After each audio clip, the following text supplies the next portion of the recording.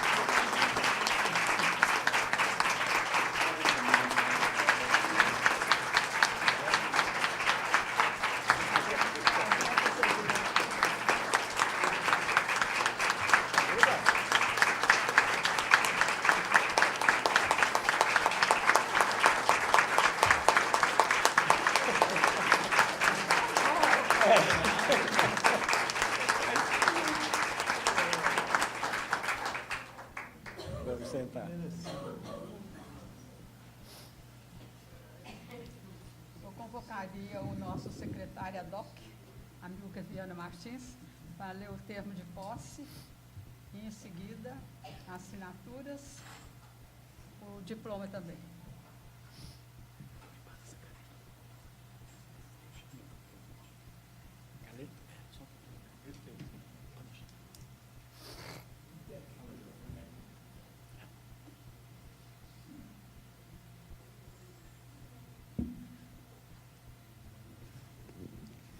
Termo de posse do acadêmico Jacinto José Lins Brandão. Aos 11 dias do mês de dezembro do ano de 2018, às 20 horas, no auditório Vivaldi Moreira, da Academia Mineira de Letras, à Rua da Bahia, 1470, nesta capital, presentes autoridades, confrades, amigos e familiares, sob a presidência da acadêmica Elizabeth Fernandes Renaud de Castro Santos, tomou posse na cadeira 25, patrocinada por Augusto Branco, 1877-1909, e fundada por João Augusto de Macenor como sucessor do acadêmico Francelino Pereira dos Santos, o senhor Jacinto José Lins Brandão, eleito em 17 de maio de 2018, sendo quarto sucessor e quinto ocupante da cadeira, recebido pelo acadêmico Rogério Faria Tavares. Para constar dos anais da academia e conhecimento público, foi lavrado o presente termo de posse, o qual, lido e achado conforme, vai assinado pela presidente da Casa e pelo novo acadêmico.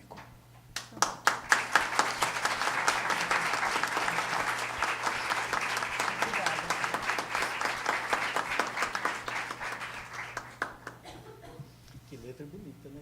Muito bonito. Quem é o calígrafo?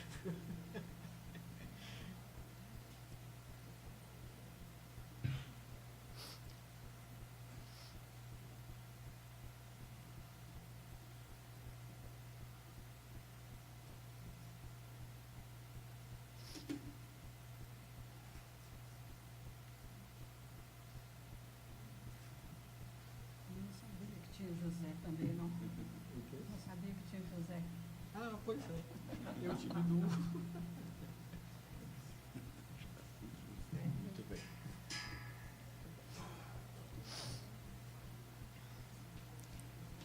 Com a assinatura do termo de posse, a presidência declara empossado o novo acadêmico professor Jacinto Lins Brandão.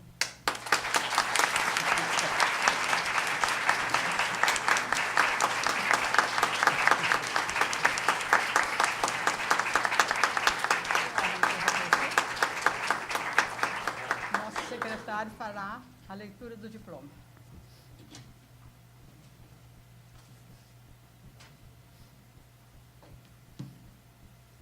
Academia Mineira de Letras, fundada em 25 de dezembro de 1909. A Academia Mineira de Letras confere o presente diploma ao senhor Jacinto José Lins Brandão, eleito em 17 de maio de 2018 como membro efetivo, sucessor do acadêmico Francelino Pereira dos Santos, na cadeira número 25. Belo Horizonte, 11 de dezembro de 2018, vai assinado pela presidente Elizabeth Fernandes Renó de Castro Santos.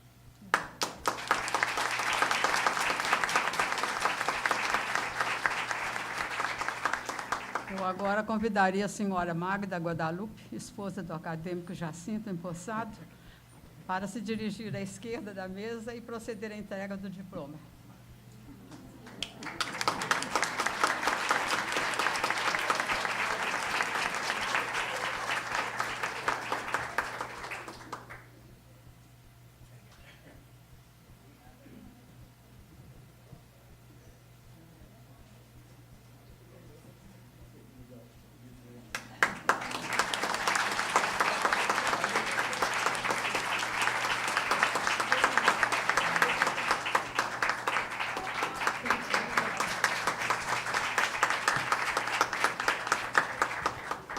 Agora eu pediria à nossa reitora, Sandra, que colocasse o bottom, a lapela do nosso acadêmico. Então, vamos dar descanso.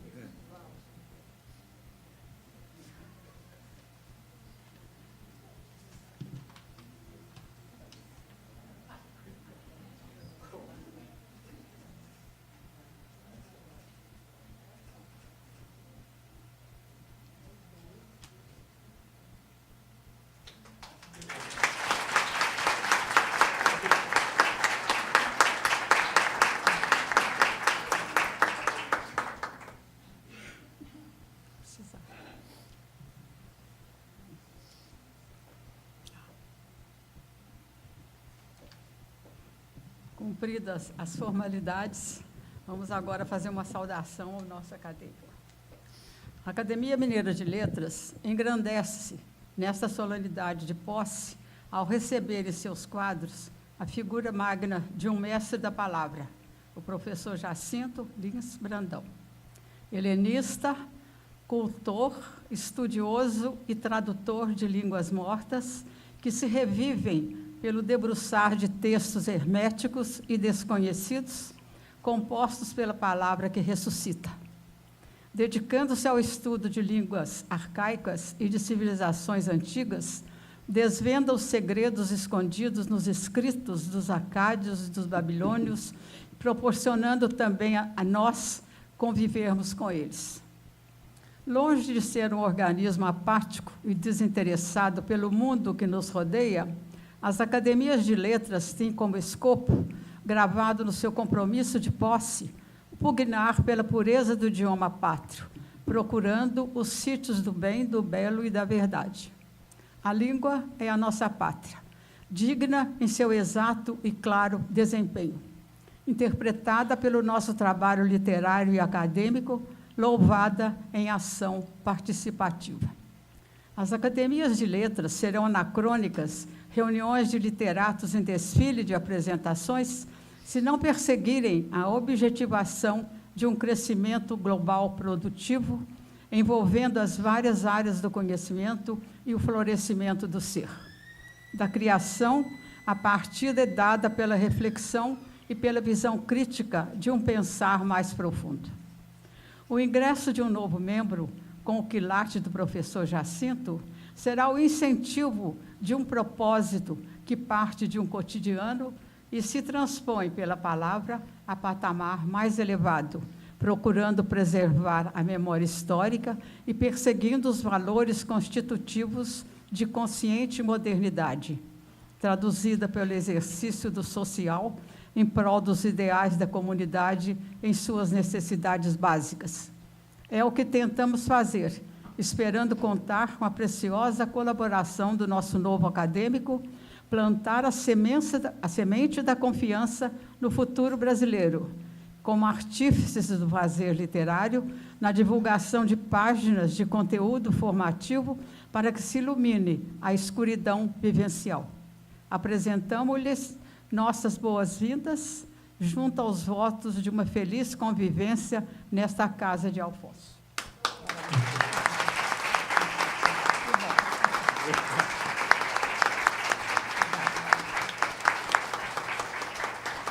Ouviremos agora o discurso de recepção pelo acadêmico Rogério Faria Tavares.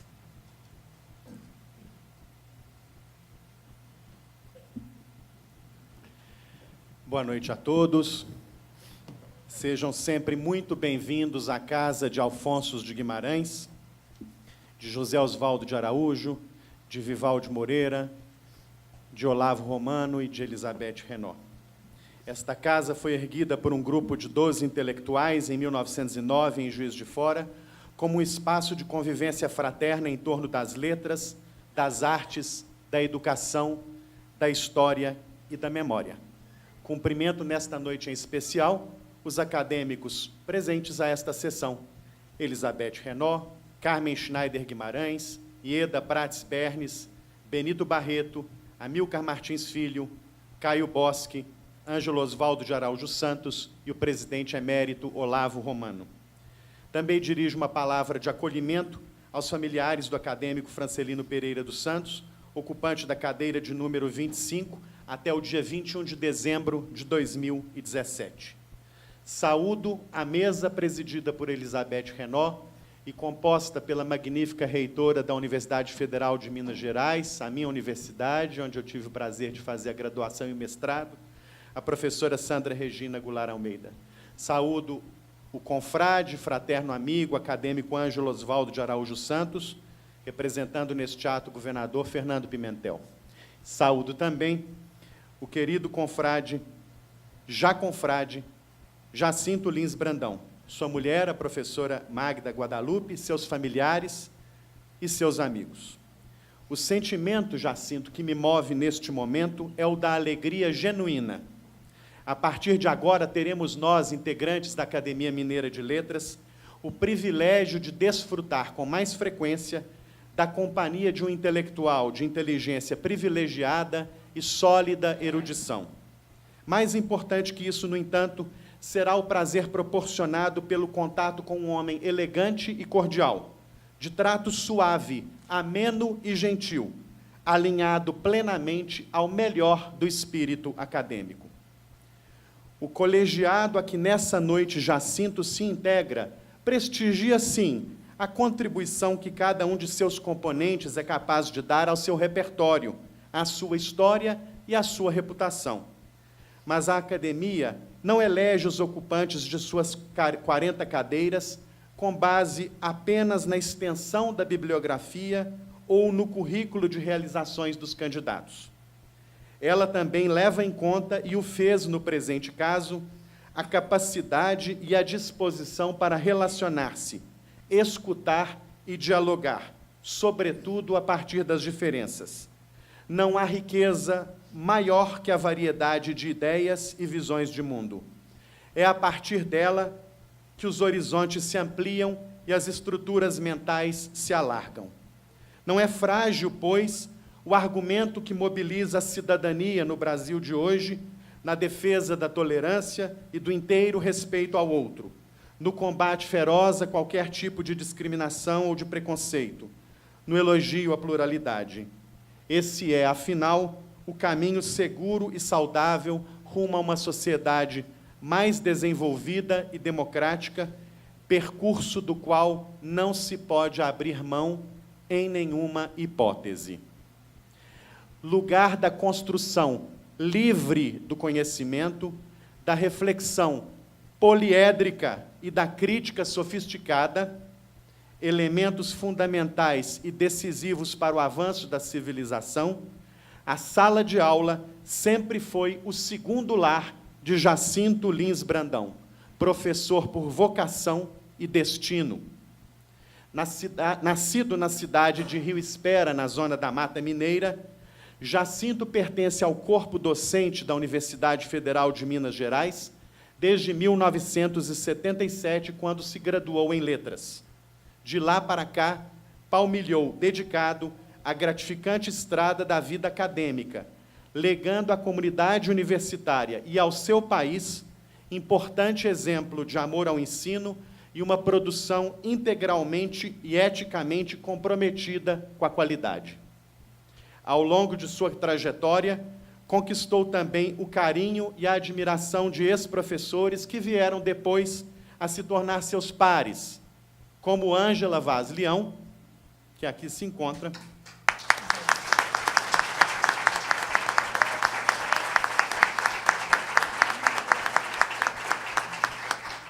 como Ângela Vaz Leão, autora do pós-fácil ao volume O Manuscrito Grego 2437 da Biblioteca Nacional, organizado por Maria Olívia de Quadros Saraiva e Tereza Virgínia Ribeiro Barbosa. Leio brevíssimo trecho. Escreve Dona Ângela. Tive, sim, outros alunos brilhantes, mas poucos mostravam, então, o mesmo à vontade ao passear pela linguística e pela literatura. Jacinto transitava sorrindo por várias línguas, tanto clássicas quanto modernas, ao mesmo tempo que já mostrava o talento literário. Mas não é só isso.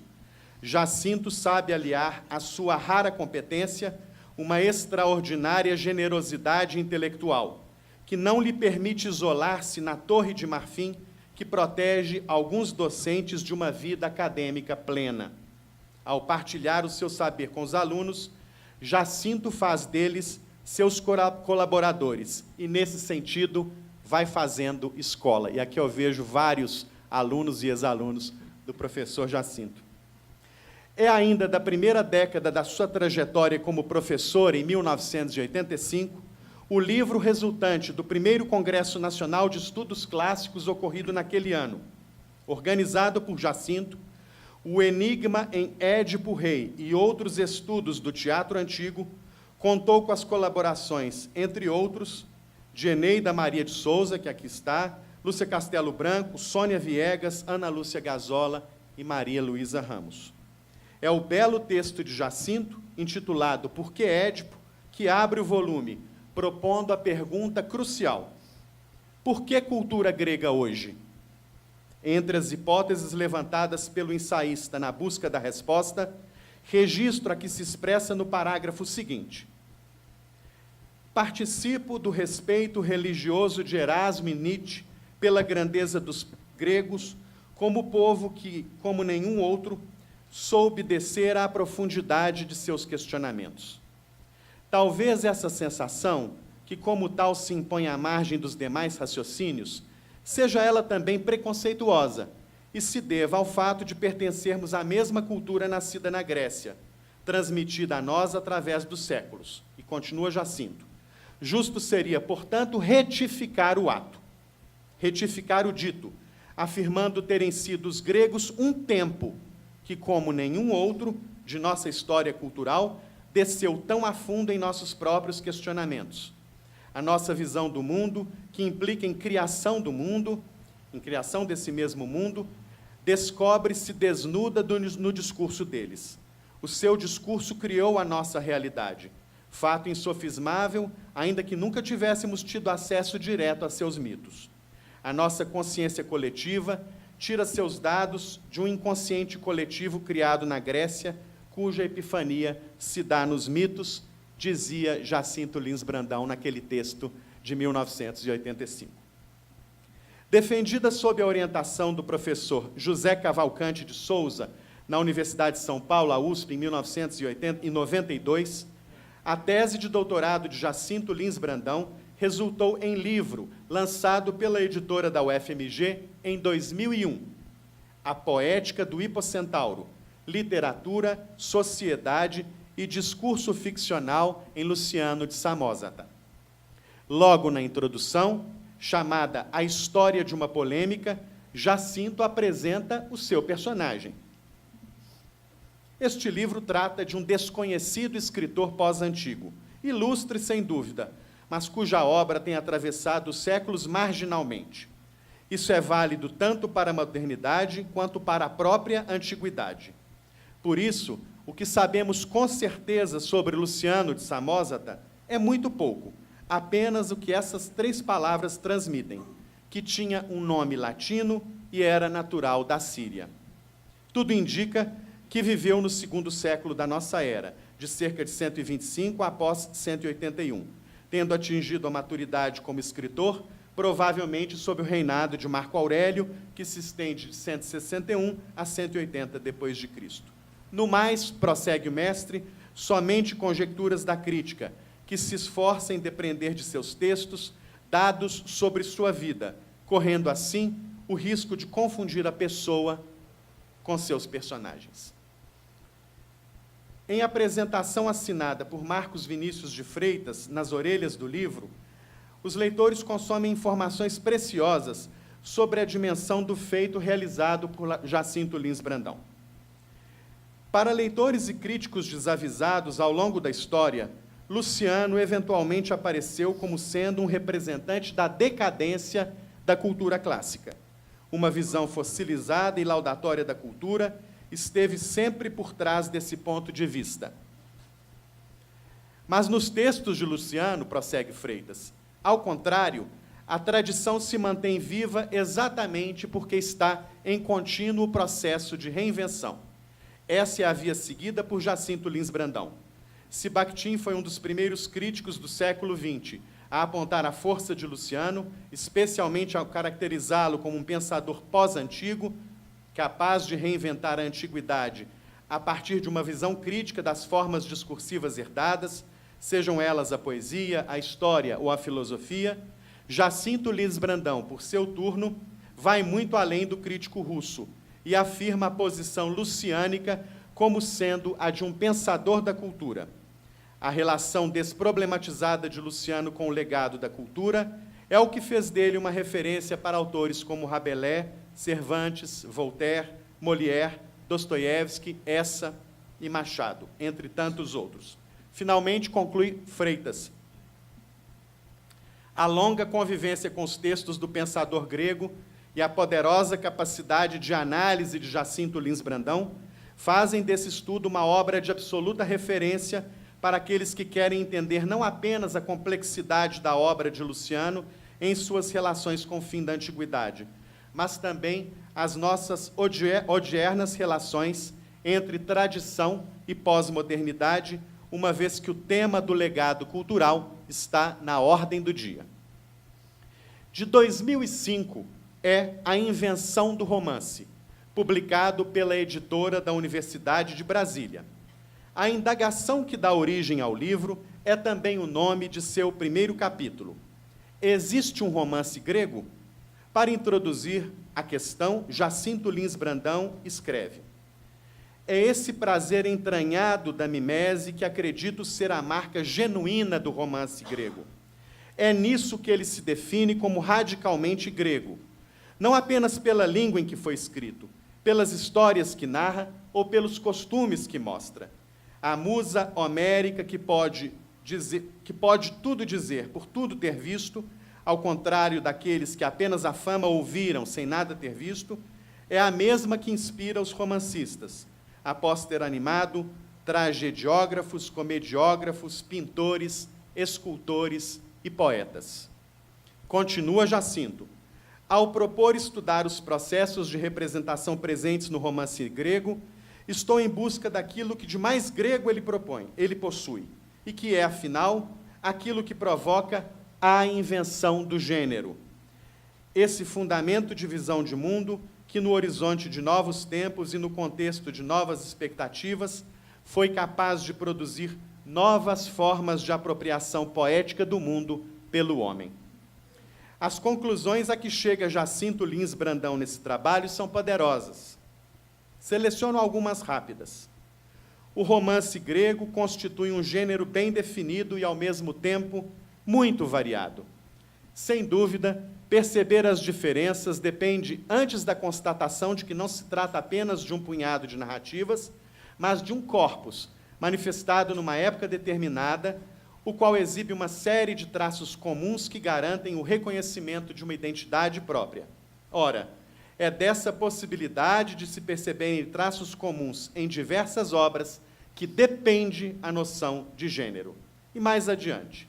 Nesse sentido, é que entendo o romance como um gênero pós-antigo, o último representante do antigo que não encontrou um tempo próprio e, assim, depende parasitariamente do que o antecedeu, constituindo-se como um jogo de referências a um mundo em que não mais cabe.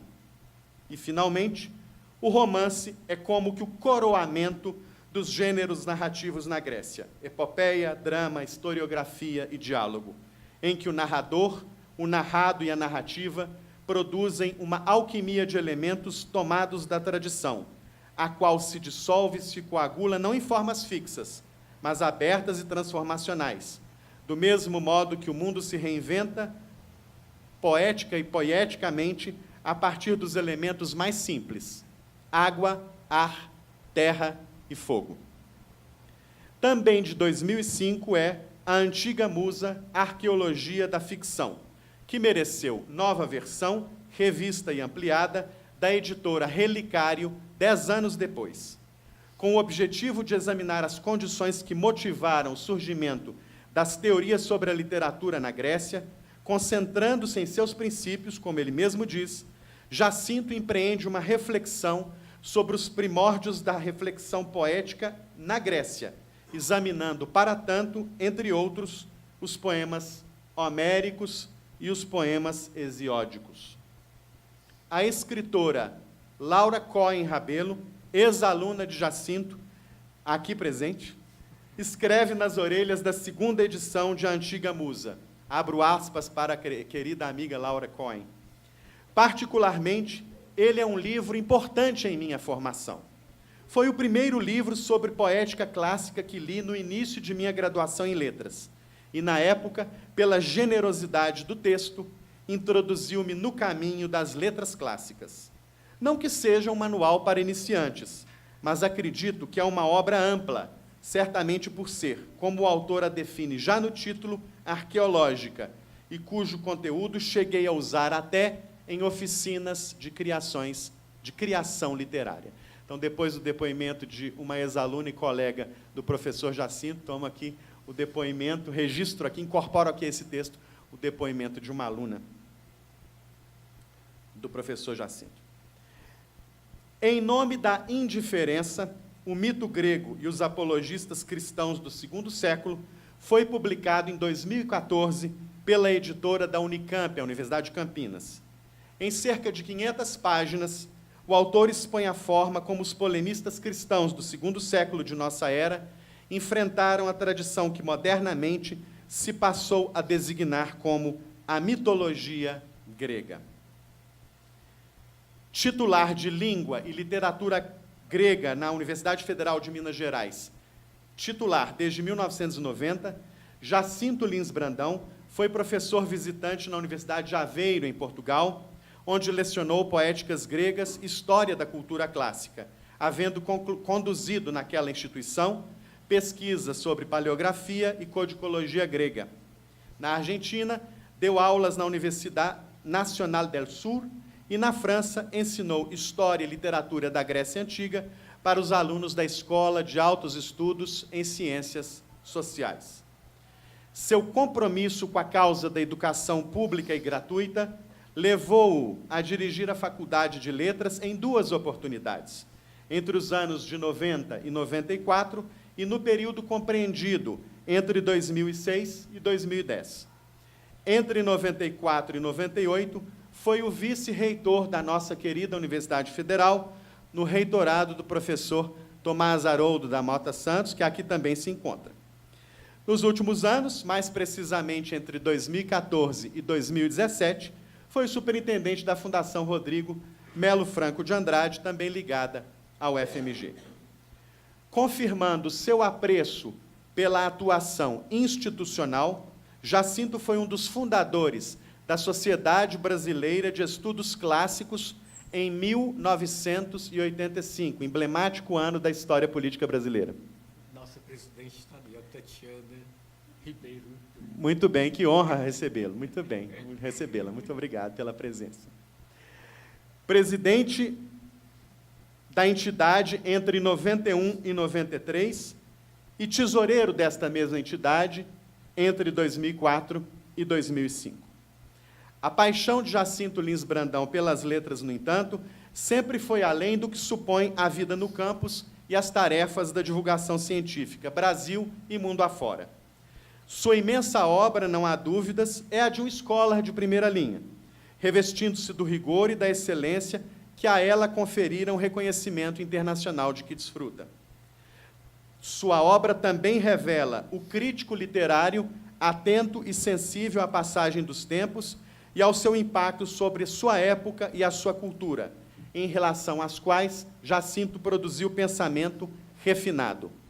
Sua obra, também múltipla, abriga igualmente o livro didático, de que é exemplo o impressionante Helênica, Introdução ao Grego Antigo, um moderno manual em 40 lições, dividido por 600 páginas, escrito em parceria com Maria Olívia de Quadros Saraiva, presente, e Celina Figueiredo Lage. Rica, a obra de Jacinto Lins Brandão ainda inclui o gosto pela ficção, em particular pelas linguagens do teatro e do romance, e, finalmente, pelo gosto das traduções. Que venha a Senhora Dona ganhou o primeiro lugar no concurso de textos teatrais promovido pela Fundação Clóvis Salgado em 1981. Na comissão julgadora, naquele período, nomes saudosos como Márcio Machado, Luiz Carlos Bernardes, Alisson Vaz, Ricardo Rocha e o professor Francisco Pontes de Paula Lima, que não escondeu sua admiração pela obra vencedora. Segundo Paula Lima, o enredo deixava transparecer influências de Aristófanes, Luciano de Samosata, Shakespeare e Shaw, tudo harmonizado sob um personalíssimo domínio da narração e da ação. A peça de Jacinto foi encenada no então Teatro da Imprensa Oficial, hoje Clara Nunes, entre agosto e setembro do já referido ano, dirigida por Afonso Drummond e encenada, entre outros, por Elvésio Ferreira, Vilma Patrícia e Bete Coelho, naquela ocasião, uma atriz ainda iniciante. Publicada em livro em 2007 pela editora Tessitura, a peça Que Vem a Senhora Dona é, na opinião de Éric Ramalho, do Centro de Estudos Shakespearianos, obra de arte que serve tanto ao palco quanto ao gabinete, ágil que é a linguagem a soprar vida nas personagens, corriqueiras como as pessoas que somos ou que conhecemos, gente familiar em seus lugares comuns. Nela, ri-se até mesmo do trágico. O primeiro romance de Jacinto Lins Brandão, Relicário, saiu em 1982 pela editora José Olímpio. É o próprio Jacinto quem conta como o romance surgiu. A ideia de escrever o romance surgiu como um desafio. Será que sou capaz de tecer uma história? Imaginada a intriga em si simples, refletindo muito da mentalidade mineira tradicional, sufocada pelo respeito às aparências, localizada a ação nos lugares onde nasceu o autor, o resto foi apenas questão de deixar as personagens falarem. A mistura de realidade e fantasia nasceu naturalmente, em decorrência do tema. Em pleno século XX, um grupo familiar se debatendo com problemas fechados em seu círculo de convivência, que assumem, apesar de corriqueiros, proporção de catástrofe. A narrativa procura ser um retrato da gente de Minas, com suas características e esquisitices. Uma história parecida, provavelmente, com muitas acontecidas do lado de cá dessas montanhas. O segundo romance de Jacinto foi editado pela Nova Fronteira em 1997. Em O Fosso de Babel, um professor de grego recebe uma caixa misteriosa contendo numerosos papéis. No meio deles, há um romance assinado com as iniciais JL e um bilhete que ele supõe haver sido enviado por uma ex-aluna, Ana. O professor e o autor do romance são homônimos, o que é o suficiente para acionar uma trama repleta de mistérios. Sobre o livro, em entrevista para a edição do número 69 do Suplemento Literário, de março de 2001, Jacinto Lins Brandão revela que, quando imaginou a história e a forma, tinha em mente escrever um romance pós-antigo.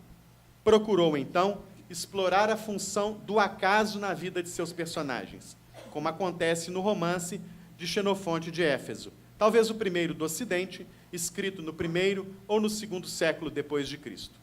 Quis ainda, diz Jacinto, embaralhar as fronteiras entre biografia e ficção e, por último, suscitar o riso, rindo-se de mim mesmo e da crítica literária completa. Finalmente, entre as traduções empreendidas por Jacinto Lins Brandão, e vou destacar apenas uma, seleciono a que verteu direto do acádio para o português a epopeia de Gilgamesh, Ele que o Abismo Viu, publicada pela editora Autêntica em 2017, com a introdução e comentários do tradutor. Trata-se do mais antigo registro literário conhecido, remontando a mais de 4.000 anos, sendo anterior, portanto, a Homero, Hesíodo e aos textos bíblicos. Senhoras e senhores, amigos e amigas do querido confrade, que a partir dessa sessão passa a integrar esta casa, por apego ao bom senso e por respeito ao público, não mencionarei, naturalmente, nenhum dos inúmeros artigos publicados por Jacinto Lins Brandão em livros ou periódicos. Tampouco citarei as investigações científicas que orientou, ou as bancas de mestrado ou doutorado de que fez parte. Não haveria tempo suficiente para cumprir essa tarefa. Para encerrar essa oração, numa homenagem singela à trajetória de Jacinto Lins Brandão, quero apenas, modesta e rapidamente, fazer uma última alusão à cultura grega, de certo modo, muito adequada à presente solenidade. Jacinto e os presentes sabem muito bem que foi nas cercanias de Atenas, nos jardins próximos ao túmulo de Academo, um herói ático, que Platão fundou a sua academia, em 384 ou 383 a.C., uma das mais antigas de que se tem notícia na história do Ocidente, lançando, assim, as bases de uma tradição de convivência intelectual que venceu os séculos e vigora até hoje entre nós, como vemos aqui nesta noite.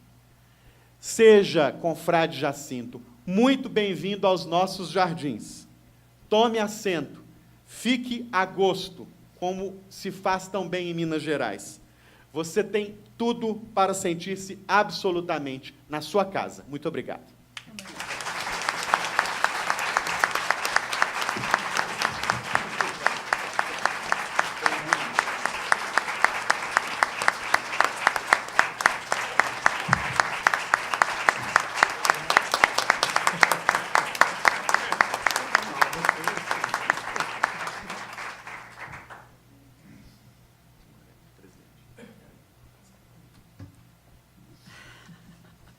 Eu fiquei tão embevecida com o discurso aqui do Rogério que eu esqueci de completar.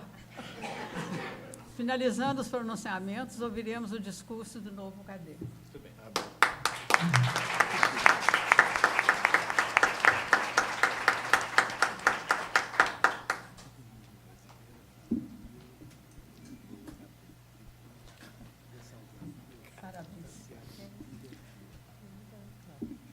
Bom, nossa presidente, Elizabeth Fernandes Renault de Castro, o acadêmico Rogério Faria Tavares, o acadêmico Ângelo Osvaldo, a minha reitora, Sandra Goulart,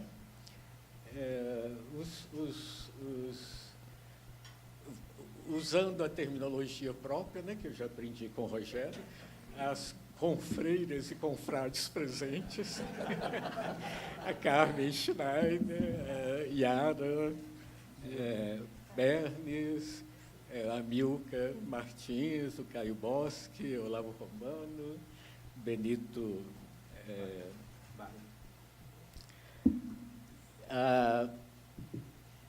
Bom, meus familiares, está aqui minha esposa, como vocês viram, a Magda Guadalupe dos Santos, Bernardo, meu filho, está ali, as minhas noras, né, Renata, Lorena, Roberta, e os netos, esse que está aqui agora tirando retrato, que é o Francisco, João Pedro está quieto ali, sentado, e o Lucas que está dormindo. São os que ficam mais à vontade, né? Dona Ângela, naturalmente, Dona Ângela Vaz Leão, minha professora, a Eneida, que está ali, bom, os amigos, os alunos, meus irmãos, bom, todos os presentes.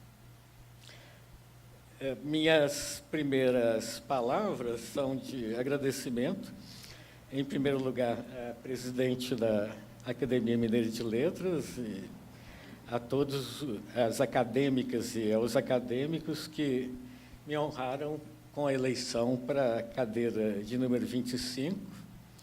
Em seguida, meu agradecimento vai para o Rogério Faria Tavares, que, me recebendo nessa ocasião, torna visível o papel que teve, eu diria, como meu paraninfo, né?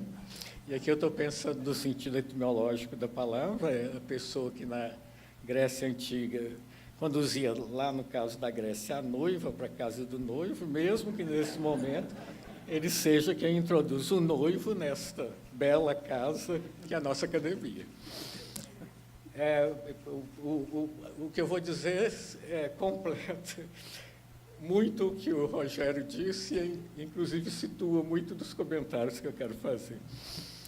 Bom, eu disse que isso torna visível o papel do Rogério, porque desde a ideia da minha candidatura até agora, é ele que vem me instruindo, com toda a amabilidade que lhe é própria, né, sobre as tradições, os costumes, e a razão de ser e o espírito da academia. Eu queria hoje duas coisas.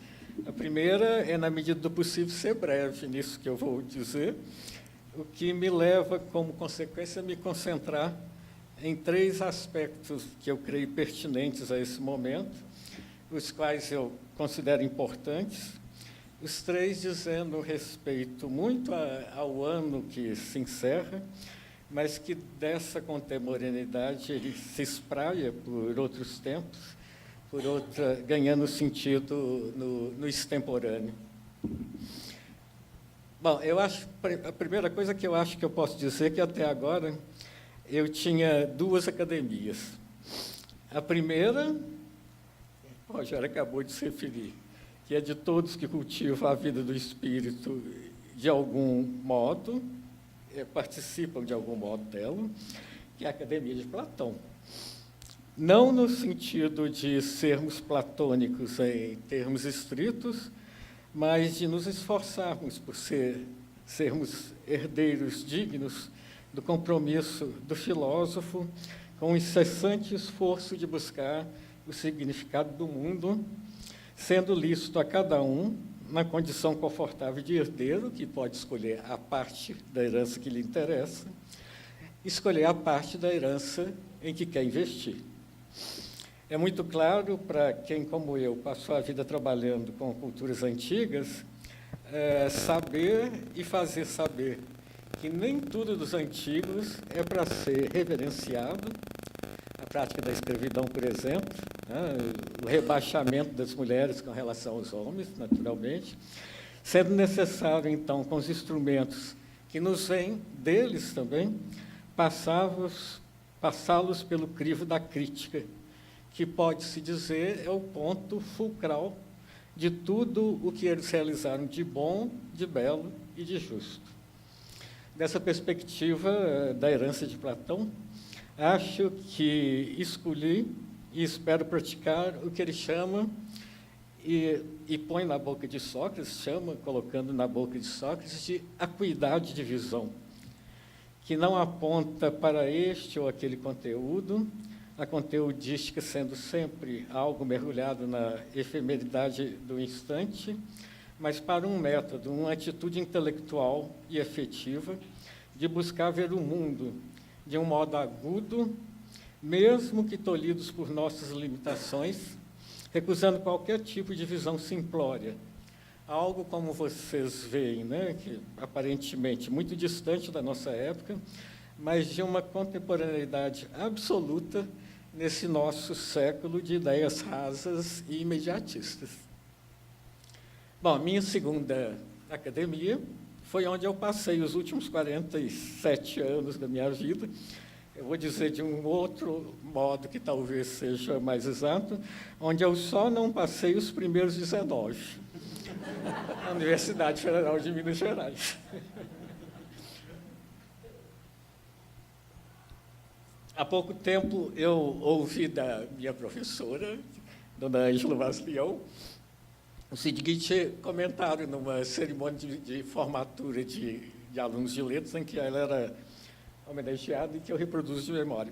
Ela disse o seguinte: eu não tenho palavras para dizer tudo que eu devo ao FMG.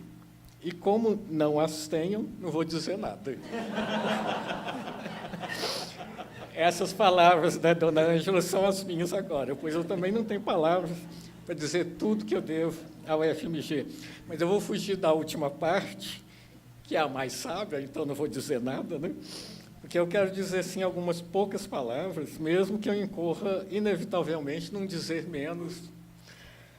É que este momento me pede palavras, mesmo que seja escolher o que dizer sobre, pois foi na UFMG que eu me formei em todos os sentidos, foi lá que eu aprendi a pensar, estudar, pesquisar, escrever.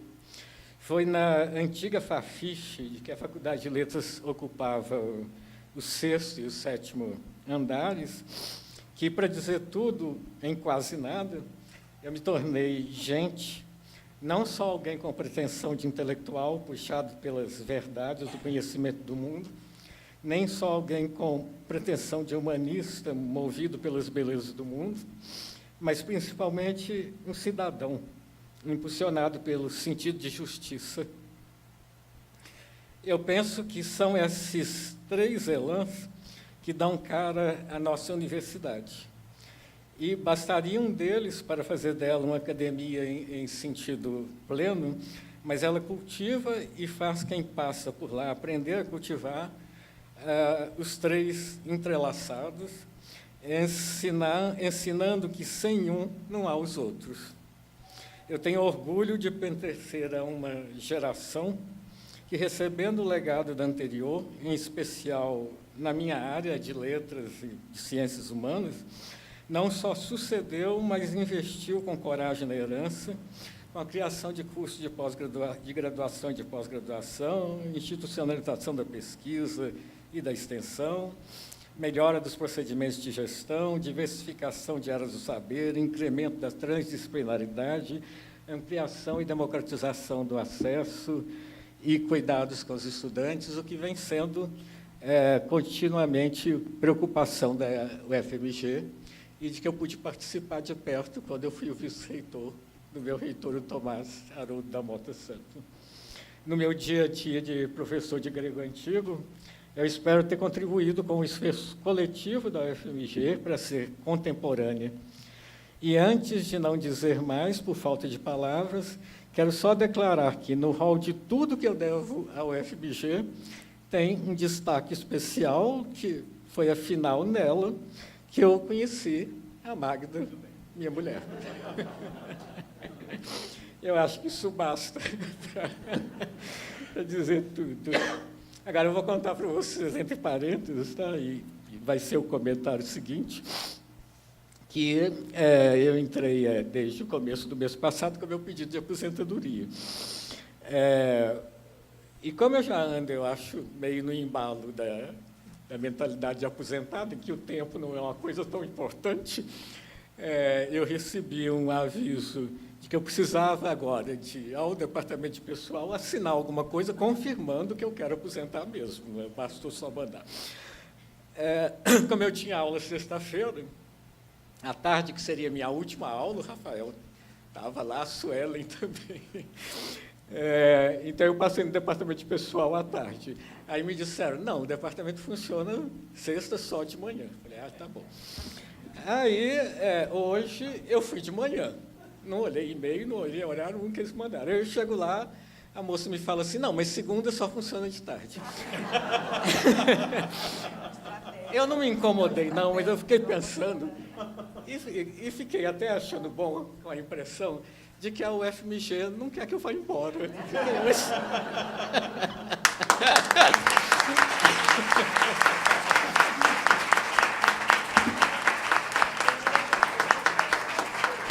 Aí me ocorreu uma segunda hipótese, que é mais pretensiosa, que a UFMG, que é a minha Academia 2, é com ciúme da Academia 3.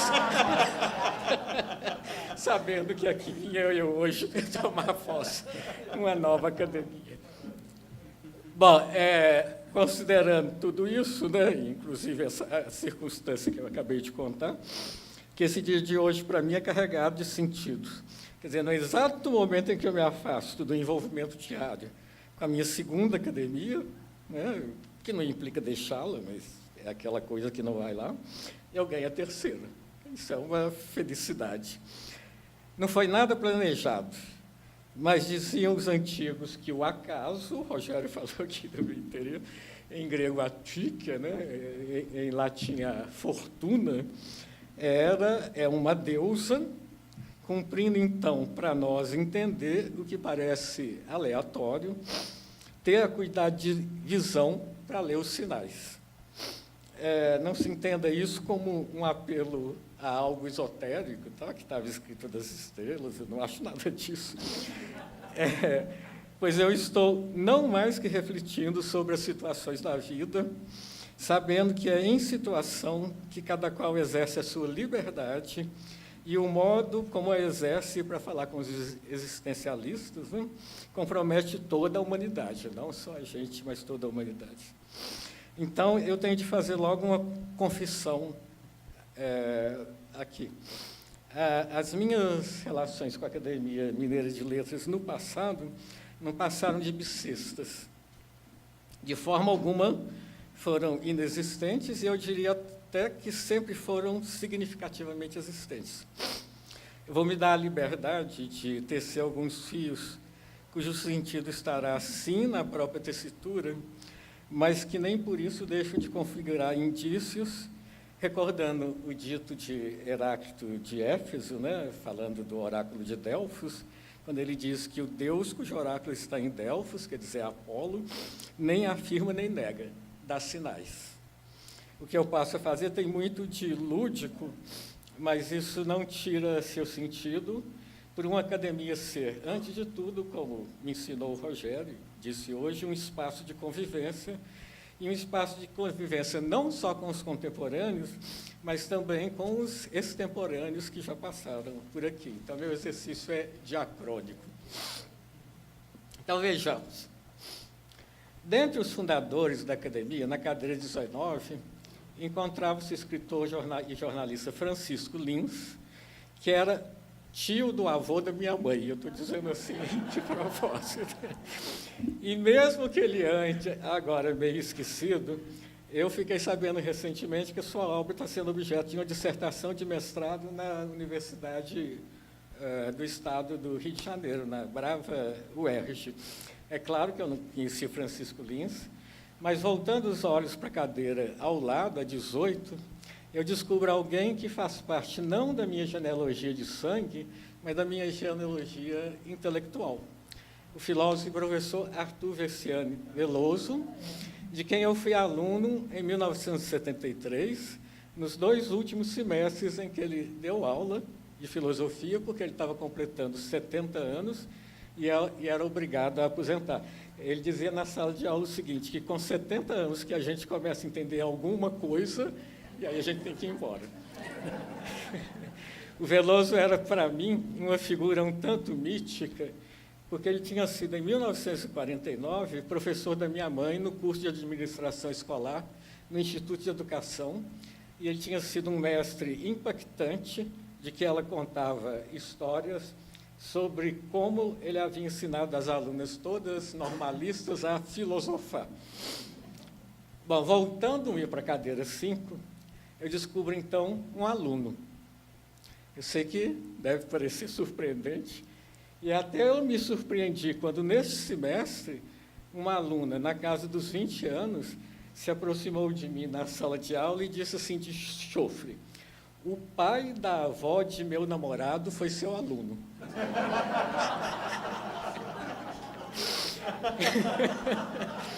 Vocês imaginem a ginástica mental que eu tive de fazer para atinar que esse pai do avô do namorado era o físico e professor Francisco de Assis Magalhães Gomes, uma das figuras mais destacadas da história da UFMG, que foi, de fato, meu aluno no final dos anos 70, quando, pela primeira vez, eu, um professor de 25, 26 anos, ofereci um curso de extensão de grego nas férias de janeiro, essas coisas que só o professor novo que faz, né, nas férias de janeiro. E, no primeiro dia de aula, a minha colega e amiga Maria da Conceição Magalhães Vaz de Mello, filha do Francisco, se apresenta na porta da sala de aula, conduzindo seu pai, com 70 anos, ou um pouquinho mais, que queria fazer o curso de grego. O que ele fez com facilidade, não só seguindo as aulas, como enturmando com todos, a ponto de ir conosco beber cerveja para matar o calor de janeiro. Bom, eu não tenho como continuar pensando todos os fios puxados do passado que me fazem admirador dessa academia, sem esquecer os elos principais, né, os elos de leitor daqueles que ocuparam as diferentes cadeiras aqui. E eu sei que cada um de vocês também acha seus fios, bastando pensar em Ciro dos Anjos, Abigail Renault, Guilhermino César, Henriqueta Lisboa, Eduardo Frieiro, para citar só alguns dos nossos antecedentes. Eu já citei aqui os nossos contemporâneos também, de que nós somos leitores. Mas eu quero falar em especial de um, que é Belmiro Braga, de quem, aliás, o sucessor é Rogério Tavares, para dizer que o conhecido poema que ele dedicou a seu cão, em que ele diz o seguinte, né? Pela estrada da vida submorros, de ladeira e afinal te digo, se entre os amigos encontrei cachorros, entre os cachorros encontrei-te amigo. Esse poema ficou na minha memória desde muito cedo, não porque eu tenha tido amigos cachorros ou cachorros amigos, mas porque ele um dia foi escrito no quadro negro, numa aula de estilística da língua portuguesa, no meu curso de graduação, pela professora Clara Grimaldi Eleazário, para exemplificar uma figura de estilo, eu não me lembro qual, se podia ser um oxímoron, ou simplesmente uma rima rica. E o que eu desejo ressaltar com isso é como a literatura não constitui algo distante, mas sim isso que nos informa e informa num mar de referências em que o comum se entrelaça com o que há de mais em comum, que é a nossa vida particular. Bom, sem esquecer a seara dos contemporâneos, né, com os quais eu tenho hoje a honra de oficialmente passar a conviver, e lembrando que aqui eu divido agora a nossa academia não só com poetas, prosadores, escritores de gêneros e perfis variados, mas também aqui na nossa academia existem colegas da outra academia, que é a UFMG, a Milcar, o Caio, etc. Eu quero voltar agora o olhar para o nosso ex-presidente Vivaldo Moreira, aqui em academia deve essa belíssima sede aqui, nesse lugar tão privilegiado, né?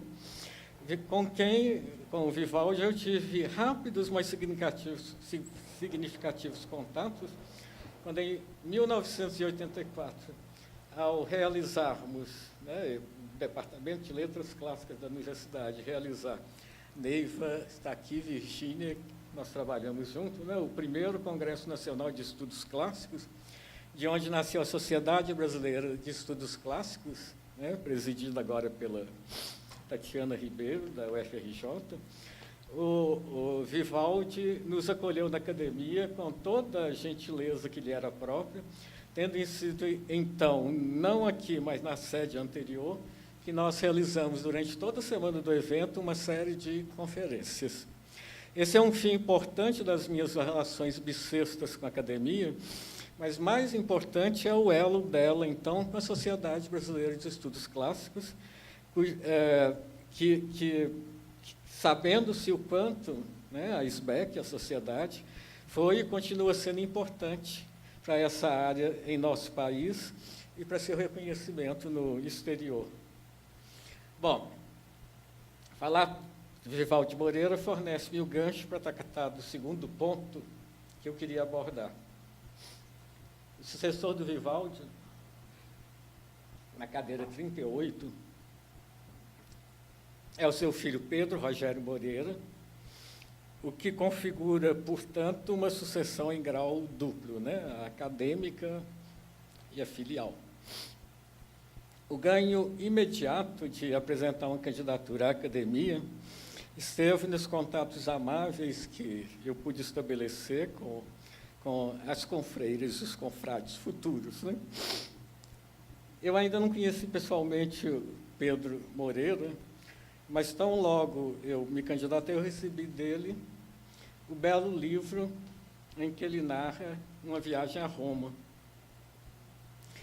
De novo, na dinâmica entre o comum e o incomum, essa foi uma leitura muito marcante para mim, por ter sido a primeira que eu fiz e pela qual eu me interessei, depois da fatalidade que levou o meu filho mais novo, né, o Pedro Guadalupe, fazendo, então, com que eu pudesse experimentar em profundidade o quão doce pode ser, para imitar a expressão de Boécio, que o Boécio aplica a filosofia, né?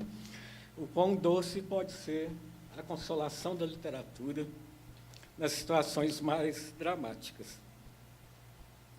Esse segundo ponto que eu escolho ser o segundo para estar posto no coração dessas minhas palavras, vai todo, então, para o Pedro.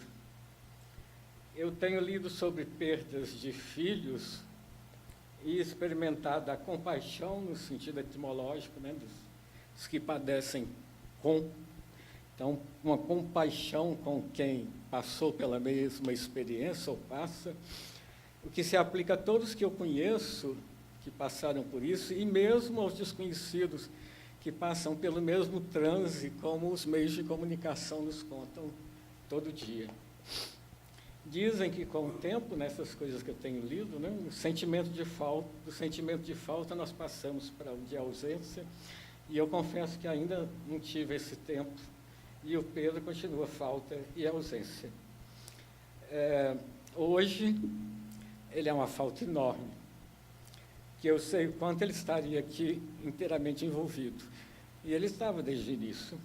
Quando eu lhe contei que eu ia me candidatar à academia, ele, que sabia fazer e trabalhava com marketing político, né, me perguntou de imediato como era a eleição e se eu não precisava de que ele fizesse campanha na internet. Bom, no emaranhado da deusa do acaso, né, o Pedro e minha eleição para a academia estão completamente entrelaçados, pois a segunda aconteceu no mesmo mês de maio em que eu perdi, e perder um filho, no comum e incomum que isso tem, não é só uma questão de luto, é ser desmontado ao ponto da não recuperação, fazendo de quem perde uma outra pessoa, não sei se melhor ou pior, simplesmente outra, e nessa situação de remontagem, a eleição para a academia constituiu, para mim, como que a primeira peça de uma nova vida, que, como toda vida, ensinava Cecília Meirelles, né, só é possível reinventada. Isso tudo é para dizer a vocês, no coração da minha fala, que essa cerimônia só pode fazer sentido para mim se servir para fazer o Pedro presente, de alguma forma. Então, eu gostaria de que vocês compartilhassem comigo o fazê-la a ele dedicada. Bom, vamos ao terceiro ponto. Quando nós falamos a alguém sobre entrar para a Academia Mineira de Letras, né, há duas perguntas inevitáveis, né? A primeira, tem fardão? Como vocês todos podem ver, graças a Deus, não tem, porque eu acho que eu não me dou bem com fardas, ainda mais assim no superlativo. A segunda pergunta é muito mais grave, né? Que é assim, quem entra para a academia fica imortal? Com isso é que eu não me daria definitivamente bem. Por isso foi uma alegria enorme descobrir que aqui na nossa Academia Mineira nós somos simplesmente mortais. O que quero dizer é que o que me agrada em especial em instituições como as academias é serem regidas pela lógica justamente do transitório. As cadeiras, longe de serem eternas, são lugares marcados pela sucessão. Há um fundador, Rogério fez hoje aqui a minha genealogia acadêmica. Há um fundador sucedido por alguém, aqui sucede alguém e assim por diante. De transitoriedade em transitoriedade. Isso que a academia exibe de forma superlativa é talvez o que há de mais inerente na nossa condição humana.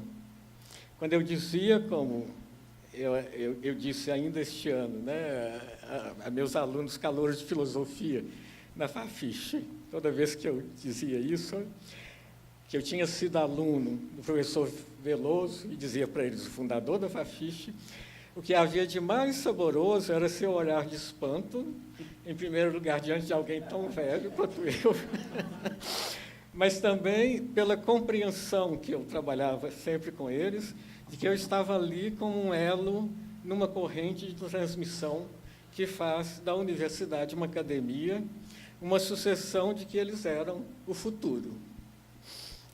As sucessões são múltiplas, se eu pensar com relação à própria academia de novo. Como professor de grego, eu estive na sucessão do professor Cláudio Brandão, mesmo que eu não tenha conhecido, que era o catedrático fundador, né, da cadeira, quando da criação da Fafiche, e que foi membro também da Academia Mineira de Letras. Como diretor da Faculdade de Letras, eu estive na sucessão da professora Melânia Silva de Aguiar, que foi minha professora na graduação, uma professora exemplar, e da segunda vez eu estive na sucessão da minha amiga Eliana Amarante Mendonça Mendes. Como vice-reitor, eu sucedi o admirável Evandro Mirra de Paulo e Silva. Na Sociedade Brasileira de Estudos Clássicos, eu estive na sucessão de vários colegas aí em diversos cargos. Embora eu venha me referindo aqui só às sucessões imediatas, eu tenho consciência de que elas são elos de correntes mais longas, em que se inclui, por exemplo, Dona Ângela Vaz Leão, que foi a primeira diretora da Faculdade de Letras. Eu tenho muito orgulho de ter estado 2 vezes na sucessão. Ou José Henrique Santos, que também é membro dessa academia, e que antes de ser reitor foi também vice-reitor, então, portanto, de quem eu participei como vice-reitor da sucessão. Isso para não falar, né, não estou falando dos que, em cada caso, me sucederam também, como tudo vai se desdobrando. A nossa reitora, que está aqui hoje, né, ela foi antes também vice-reitora, então nós temos alguma coisa em comum, sendo ela naturalmente mais jovem, né, porque está na sucessão futura. Os meus alunos que estão aqui são as sucessões futuras. Rafael, que está ali hoje, me surpreendeu com um artigo do Estado de Minas, depois de passar 2 semanas me pedindo autógrafo em todos os meus livros, eu não estava entendendo durante as aulas. São os alunos que dão sentido, na verdade, ao que a gente fala, né? Bom, na esfera privada, nós sucedemos nossos pais, somos sucedidos por nossos filhos, e eu acredito que essa visão temporalidade dá-nos a dimensão da nossa efemeridade, e nada mais humano que isso, ser mortal, ao mesmo tempo que nos faz compreender a grandeza da condição humana, que, enquanto compartilha o comum, comunica, se comuniza em comunidades capazes de quebrar os ipseísmos, avança nesse processo de transmissão, ou talvez melhor, de comunhão daquilo que nos torna humanos. Hoje eu me incluo aqui numa nova sucessão, né, daquele que me antecedeu na cadeira 25, o governador Francelino Pereira dos Santos, ele próprio sucessor do também governador Aureliano Chaves, que sucedera o médico deputado constituinte de 46 e ministro da Saúde do governo João Goulart, né, Paulo Pinheiro Chagas. Ele, por sua vez, primeiro sucessor de João Macena Brant Horta, fundador da cadeira, a cadeira que tem por patrono o crítico literário Augusto Franco, né, do final do século passado. Bom, vocês vejam que se trata de uma sucessão de homens públicos, os quais ocuparam cargos de destaque na nossa República. Falar de cada um deles iria contra a brevidade que eu declarei desejar e que vocês veem que dificilmente eu estou cumprindo, motivo porque eu me concentro naquele que eu imediatamente sucedo para dizer que o governador Francelino Pereira dos Santos fornece-nos o perfil de um homem inteiramente dedicado às causas públicas, bastando considerar como, deixando ainda jovem o seu estado natal, do Piauí, ele veio exercer a função mais elevada no seu estado de adoção, que é Minas Gerais. Ocupar uma cadeira na Academia Mineira de Letras representou, portanto, nada mais que o reconhecimento das suas qualidades como político, administrador público e intelectual, mas o que mais destacam aqueles que compartilharam com ele desta casa é a fineza de trato, o cultivo dessa virtude que ainda é tão rara nos nossos dias, né, a convivência gentil e civilizada, independentemente da diferença de ideias. O Rogério salientou isso.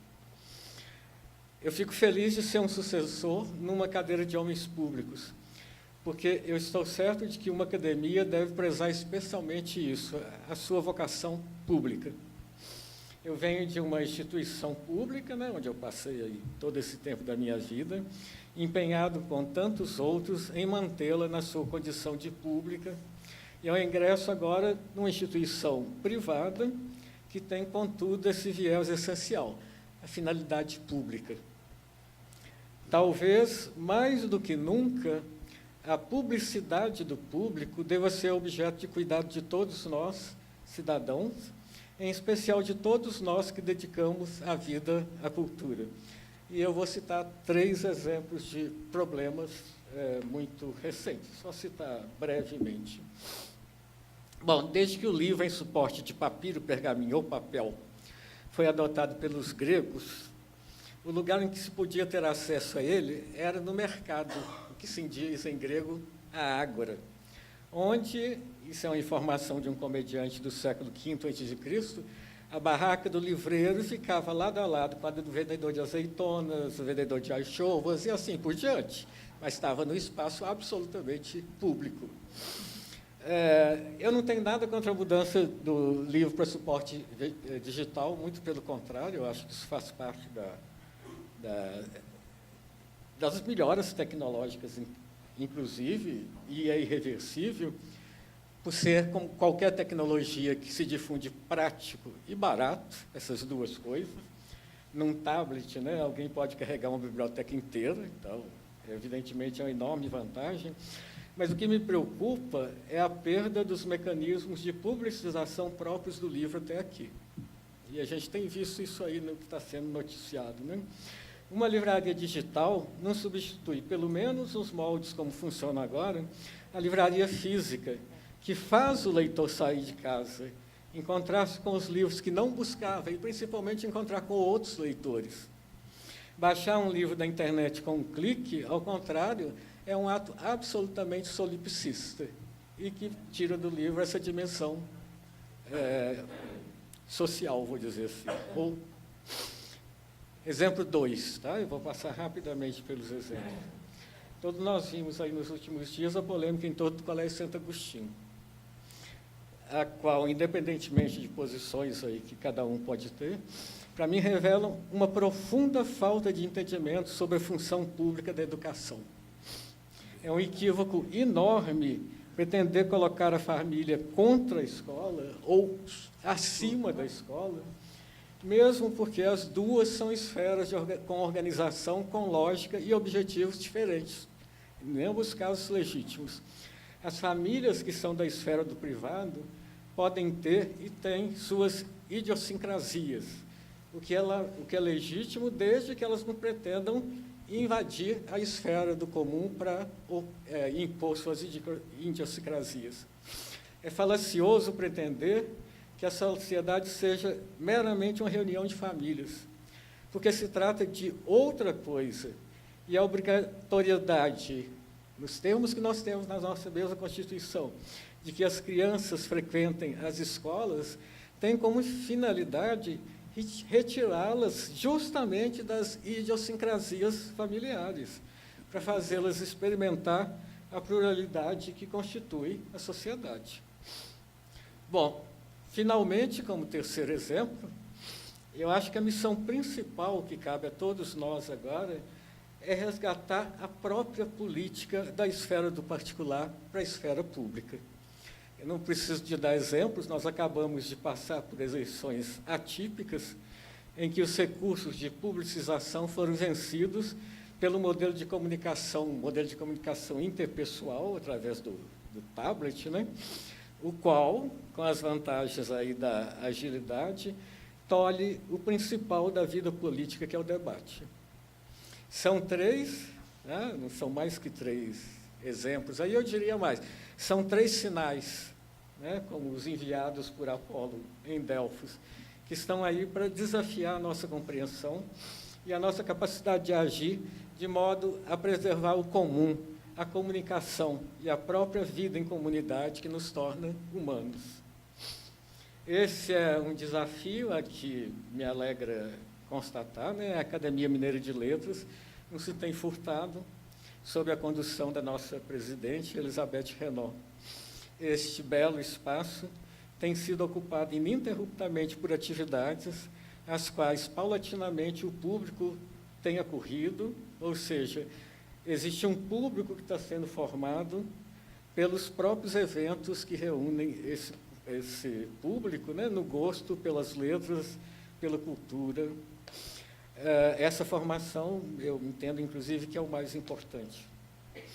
Há em curso um trabalho minucioso, né, com acervo de livros e documentos aqui depositados, tendo em vista também sua disponibilização, né, a Milka e Caio estão envolvidos diretamente nisso, e tudo isso faz com que, como eu disse no início, eu me sinto muito honrado com a minha escolha para integrar a sucessão desta casa, que se abre agora para todos no que tem sido chamado o circuito da Praça da Liberdade.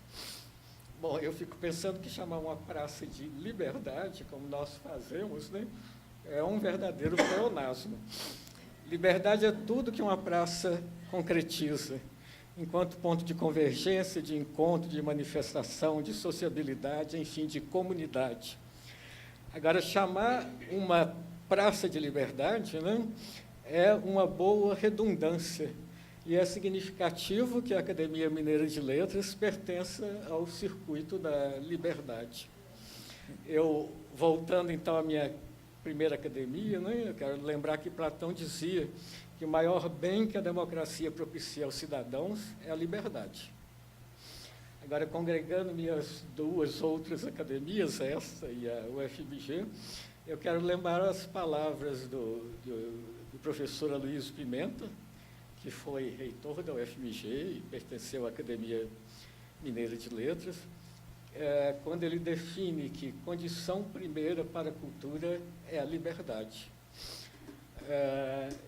Entendendo que essa minha fala é um encômio, é um elogio à nossa Academia Mineira de Letras, eu quero terminar dizendo que, como casa de cultura, sem dúvida, o que mais se cultiva aqui é a liberdade. Muito obrigado.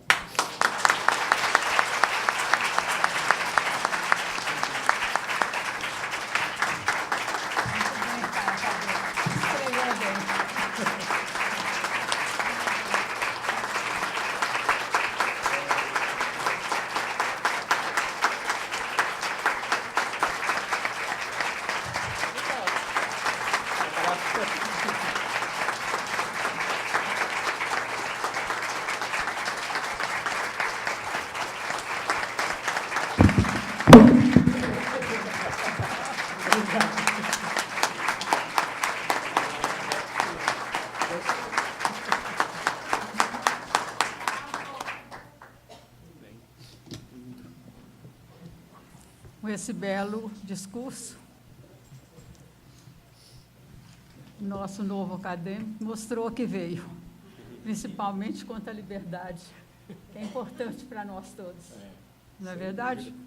Então, queremos então encerrar essa sessão solene, que foi uma sessão brilhante, concorrida, com os amigos, com os alunos, com os nossos acadêmicos. Eu agradeço a presença e convido-os para participar das nossas sessões, que serão muito bem recebidos. Agradeço a presença de todos e o nosso novo acadêmico receberá os cumprimentos no foyer.